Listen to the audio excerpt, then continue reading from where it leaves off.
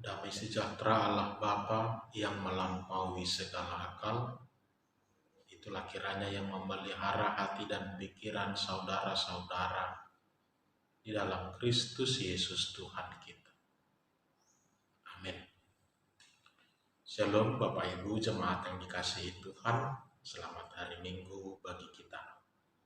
Mari kita mendengarkan kembali firman Tuhan yang menjadi berita sukacita dalam Minggu Palmarum kali ini, yang tertulis dalam kitab Matius 21 ayat 1 sampai ayat yang ke-11. Matius 21 ayat 1 sampai ayat yang ke-11. Beginilah firman Tuhan.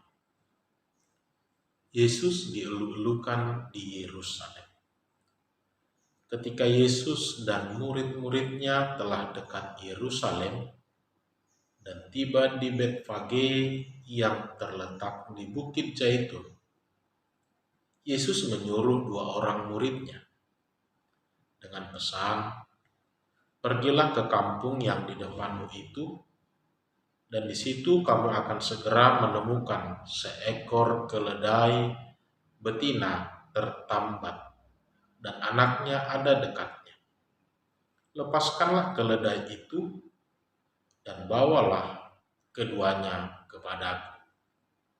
Dan jikalau ada orang menegur kamu, katakanlah, Tuhan memerlukannya.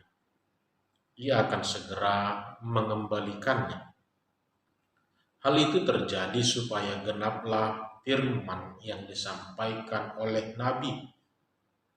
"Katakanlah kepada putri Sion, lihat, rajamu datang kepadamu. Ia lemah lembut dan mengendarai seekor keledai beban yang mudah." Maka pergilah murid-murid itu dan berbuat seperti yang ditugaskan Yesus kepada mereka. Mereka membawa keledai betina itu bersama anaknya, lalu mengalasinya dengan pukulan pakaian mereka, dan Yesus pun naik ke atasnya. Orang banyak yang sangat besar jumlahnya menghamparkan pakaiannya di jalan. Ada pula yang memotong ranting-ranting dari pohon-pohon dan menyebarkannya di jalan. Dan orang banyak yang berjalan di depan Yesus dan yang mengikutinya dari belakang berseru, katanya, "Hosianna bagi anak Daud. Diberkatilah dia yang datang dalam nama Tuhan. Hosanna di tempat yang maha tinggi." Dan ketika ia masuk ke Yerusalem, gemparlah seluruh kota itu, dan orang berkata, "Siapakah orang ini?" Dan orang banyak itu menyahut, "Inilah Nabi Yesus dari Nazaret di Galilea." Demikian pembacaan firman Tuhan.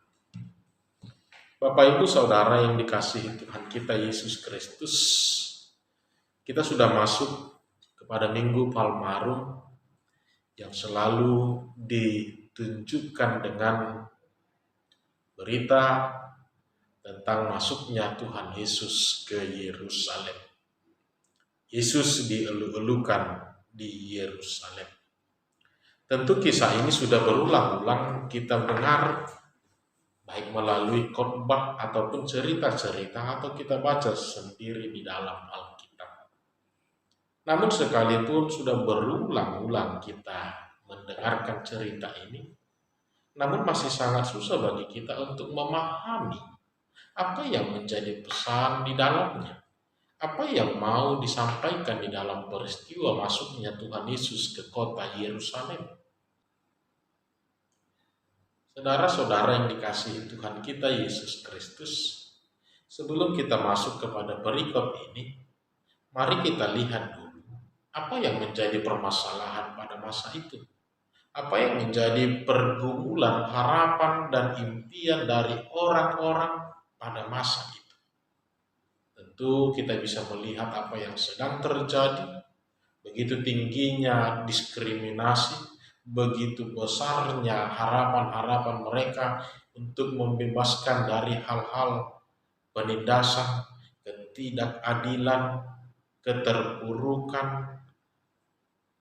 Mereka mengharapkan hadirnya seorang raja yang bisa membawa sejahtera, membawa kedamaian. Seorang raja yang bisa mempersatukan semuanya untuk hidup bersama-sama, berdampingan di dalam kasih, tanpa ada lagi pertikaian, tanpa ada lagi diskriminasi, tanpa ada lagi penindasan-penindasan yang membuat kehidupan itu semakin mengerikan. Inilah yang menjadi harapan orang-orang pada saat itu, dan ini sudah terjadi selama berabad-abad. Zaman berganti zaman, generasi berganti generasi, tetapi belum juga ditemukan seorang raja yang mampu mewujudkan apa yang menjadi harapan dan cita-cita orang-orang pada saat itu. Nah, saudara-saudara, ketika Tuhan Yesus hadir di tengah-tengah dunia ini, Ia memulai pelayanannya dengan satu pola yang baru. Ia memulai pengajarannya dengan satu metode yang baru, yang selalu mengedepankan tentang kasih, yang selalu mengedepankan tentang keutamaan di dalam kebersamaan. Bagaimana kehidupan itu mulai ditunjukkan Tuhan Yesus? Ini bukan tentang kehidupan pribadi, tetapi juga tentang kehidupan bersama. Ini bukan hanya tentang sebuah tradisi-tradisi, tapi untuk kebaikan bersama. Apalagi Yesus kemudian melakukan banyak mujizat-mujizat, banyak melakukan penyembuhan-penyembuhan yang bahkan yang paling luar biasa. Ketika Yesus mampu membangkitkan Lazarus dari kematiannya, tentu nama Yesus semakin terkabar sampai kepada seluruh pelosok-pelosok. Nama Yesus semakin diperbincangkan di kalangan masyarakat bawah. Mereka melihat Yesus melakukan banyak perubahan-perubahan. Yesus melakukan banyak hal-hal baru yang kemudian menjadi asumsi dalam pikiran orang-orang bahwa inilah yang kami butuhkan di dalam hidup ini. Inilah yang mampu menyelesaikan semua persoalan-persoalan yang sedang terjadi pada saat ini. Yesus, mereka klaim, mereka anggap hanya Yesuslah yang mampu menyelesaikan persoalan yang sudah berlarut-larut selama ini. Namun ada salah paham yang mereka pikirkan tentang kehadiran Tuhan Yesus. Benar, Yesus mampu melakukan semua itu di dalam kuasa dan kemuliaan. Tetapi orang-orang melihat hanya dari sudut pandang secara politis. Orang-orang menganggap bahwa Yesus dengan kekuatan magis yang dimiliki mampu menghimpun banyak orang, mampu mengarahkan banyak orang untuk memulai sebuah perubahan baru, untuk memulai sebuah perlawanan baru, menghentikan semua ketidakadilan ini. Inilah yang dipikirkan oleh orang-orang pada saat itu. Sehingga ketika tersiar kabar pada hari Paskah, Yesus datang ke Yerusalem. Ini seperti menjadi sebuah proklamasi, ini menjadi seperti sebuah gerakan baru untuk memimpin orang banyak, untuk melawan pemerintahan Romawi, untuk menghentikan penindasan-penindasan, untuk menghancurkan pemerintahan-pemerintahan yang tidak pernah mengedepankan keadilan dan damai sejahtera. Mereka berpikir demikian. Mereka telah salah persepsi. Untuk itulah ketika Yesus masuk ke Yerusalem, ada pesan-pesan iman yang mau disampaikan kepada orang-orang yang berasumsi demikian, kepada orang-orang yang memahami tentang Yesus itu hanya dalam sudut, ya, kekuatan-kekuatan itu untuk menghancurkan orang-orang yang berlaku ketidakbaikan selama ini. Untuk itu mari kita lihat ke dalam perikop ini Bapak Ibu. Apa yang mau disampaikan kepada kita dalam peristiwa masuknya Tuhan Yesus ke Yerusalem. Terlebih dalam topik minggu kita yang mengatakan lihat rajamu datang kepadamu. Lihatlah rajamu datang kepadamu. Melalui topik ini kita mau diarahkan untuk melihat apa pesan, apa yang mau disampaikan Tuhan Yesus melalui peristiwa kedatangannya, peristiwa masuknya Tuhan Yesus ke Yerusalem. Kita mau diajak untuk melihat dari topik minggu itu. Lihatlah, rajamu datang kepadamu. Apa yang mau dikatakan? Apa yang harus kita lihat dari peristiwa itu? Yang pertama adalah bahwa kedatangannya masuk ke Yerusalem itu seperti sudah dipersiapkan. Kedatangannya ke Yerusalem itu sepertinya sudah ditentukan. Sebelum Yesus masuk ke Yerusalem, dia menyuruh kedua orang muridnya untuk mengambil seekor domba yang sedang tertambak. Tentu ini menggambarkan bahwa kehadirannya, kedatangannya masuk ke Yerusalem, ini telah ditentukan waktunya. Kita bisa melihat bagaimana dalam perjanjian lama ada begitu banyak nubuatan-nubuatan yang disampaikan oleh para nabi. Secara khusus dalam Zakaria 9 ayat 9 yang mengatakan bersorak-sorailah dengan nyaring hai putri, bersorak-sorailah hai putri Yerusalem, lihatlah rajamu datang kepadamu. Ia adil dan jaya, ia lemah lembut, ia mengendarai seekor keledai beban yang mudah. Tentu ini menjadi gambaran bahwa kedatangan Tuhan Yesus, masuknya Tuhan Yesus ke Yerusalem, ini adalah waktu yang telah ditentukan oleh Tuhan Allah Bapa untuk diperbuat oleh Tuhan Yesus. Cerita ini mau mengatakan kepada kita Bapak Ibu Saudara bahwa Tuhan telah menetapkan waktu-waktu yang tepat untuk melakukan karya-karya penebusannya, untuk memenangkan orang-orang yang Dia kasih. Benar kita tahu bahwa waktu selalu menjadi pergumulan permasalahan terbesar di dalam kehidupan ini, di mana waktu Tuhan sering tidak bisa kita pahami dari perspektif Allah. Keinginan untuk selalu terbebas, keinginan untuk selalu mendapatkan apa yang kita impikan, keinginan untuk selalu meraih dengan pikiran dan harapan-harapan kita selalu menggebu-gebu sehingga mengalahkan waktu yang telah ditentukan oleh Tuhan. Semua waktu telah ditentukan oleh Allah. Karya penebusan menjawab persoalan-persoalan, bahkan penantian panjang sekalipun, Tuhan telah menyediakan jawaban terindah di dalam kehidupan kita ini. Namun waktu Tuhan itulah yang harus kita pertahankan di dalam kehidupan kita. Itu sebabnya kitab Mazmur selalu menekankan supaya setiap orang kiranya menghitung hari-hari mereka dengan selalu bijaksana.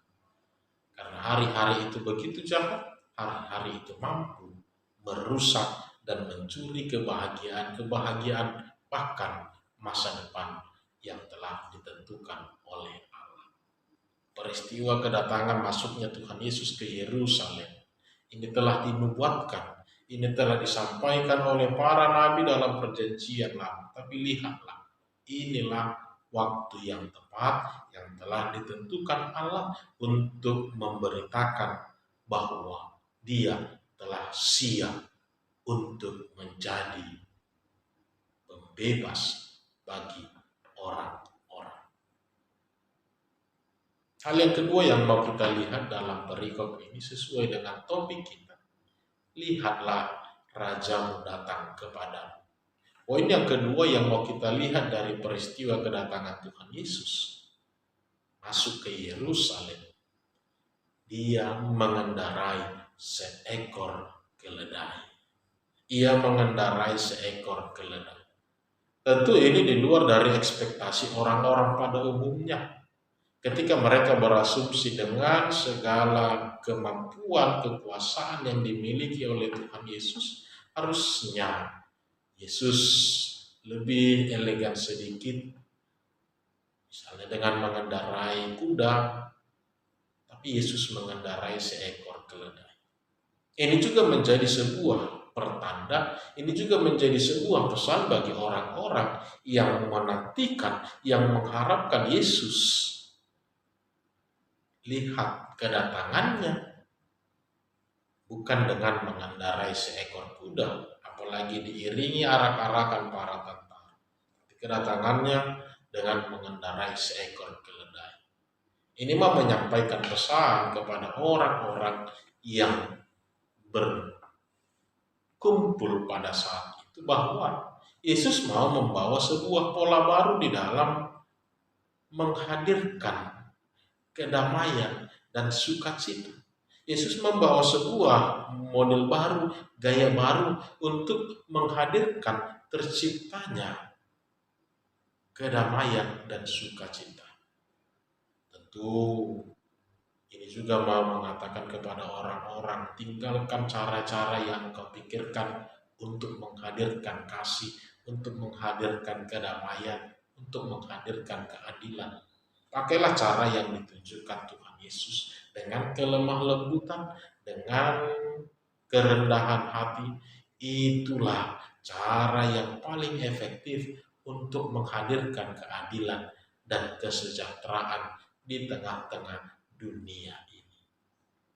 Ya, kita harus katakan Bapak Ibu bahwa kita selalu berpikir bahwa untuk menjawab setiap permasalahan-permasalahan kita harus membalaskan, kita harus dengan melukai, dengan membalaskan.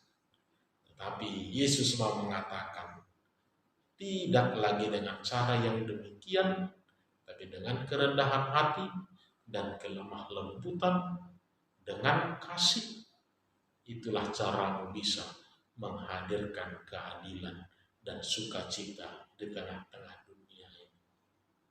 Mungkin pada orang-orang yang berasumsi tidak sesuai ekspektasi mereka mungkin akan mengalami kekecewaan.